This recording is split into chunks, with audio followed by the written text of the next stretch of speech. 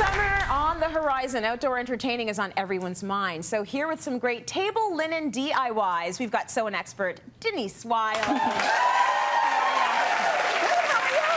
Good. I know. Are we entertaining this summer? Let's invite people over. Yes, invite people over. It's actually the easiest way to entertain, I find. Yes.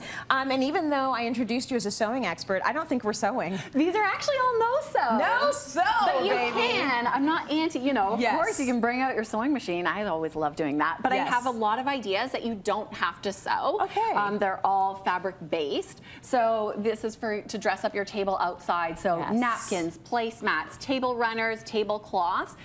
With the outdoors, you can really get creative. You can get colorful. Yes. This is your chance with outdoors, I find. And the summer, you can really be a little bit more bold than you would be in home. And people take it, and like people sort of have a lightness with the outdoor stuff. There are colors I use outside I would never use in my house, like lime, and right, but you can have some fun have in a little bit summer, of fun. right? Yes, that's it. So you're going to start, go ahead. Inexpensive projects. So these are ones that you can make that maybe they're a little bit disposable, or maybe you swap them, bring them in for one party, do new ones for the next season. So it's not a huge commitment. You're not spending a lot of money. Good stuff. So we're going to start with dyeing. Yes, let's start with dyeing. I've got a technique called ice dyeing. Okay. So this is dyeing fabric. So you're going to take your napkin and dye it to give it a little bit of kind of a tie-dye effect, but this is done with ice dyeing. Nice. So it looks a little bit different.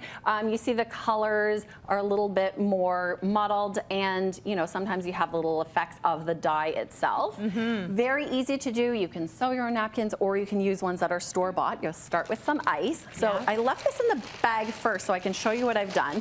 I have this plastic bin, and this is actually a plastic cat litter bin from the dollar store. It's not used, it's clean, don't worry. It out first. What I did on the bottom, the ice has started to melt a little bit, but I've got some plastic bowls face down, and those are just to keep my little cookie rack raised. Okay. So what we're doing is we're going to take our fabric, and you soak your fabric first, because you want your fabric to be wet whenever you're dyeing it, just to have the fibers kind of open up. It'll let the dye get in and become more porous. Okay. And you don't have to, because the technique has a color kind of everywhere, you can really get, be silly with this and scrunch it up, ball it up, whatever you want. So you don't want to lay it straight flat out, because you want it to be saturated in certain places. You know what? You certainly can. You can lay it out flat, or you can bunch it up, but there are no rules, so that's part of the fun too. Okay. So we'll cut our ice, pour the ice over top, cover up all your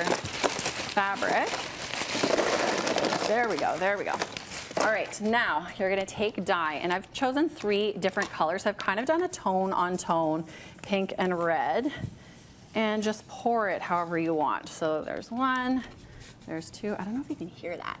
Yeah, it kind of cracks. Yeah, it's melting the ice. So the way this works is, instead of your fabric sitting in liquid and all becoming the same color, this way, see, there's a really deep shade. That's nice. So when it gets in there, it soaks, and it gets the colors in very different creative ways. It's almost like a tie-dye, but you haven't done like the... Nice. That's really easy. Perfect for the summer. So this, obviously, I would be sewing this to finish the ends, but you can do it on store-bought napkins, so you get this effect. Yeah. And mix up your colors and whatever you want, and then the ice gets to melt, and the colors come up in different spots than if you just had it in the liquid dye.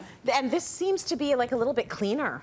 Yes, exactly. Right? Like it's a little bit less for sure. For sure. Yeah. It's a little bit less messy. Okay, that's great. A great way to use linen napkins. Yes. Now placemats. Let's talk about placemats. So when you head to your local dollar store or fabric store, you can find some fabrics to use for placemats. Okay. These ones are just hand cut. I got this placemat at a dollar store. So very inexpensive. And then I just used scissors around here and an X-Acto knife in here to all of a sudden make it more creative. Okay. Then you can also find some treated, this is a...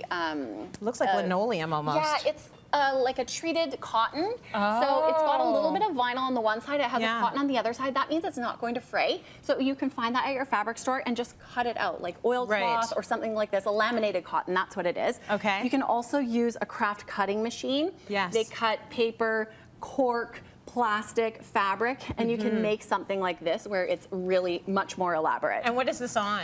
So I did this on paper, but you could do it on a plastic. You could even laminate this too to use outdoors. Okay, that's a fun project also, even if you've got some little ones, you can make your own and personalize them, right? Yes. So we were talking about fabric. When you're going to do a table runner or a tablecloth, you want to look for fabrics that don't fray. So I used a felt at the bottom of this because you cut the felt and it's good.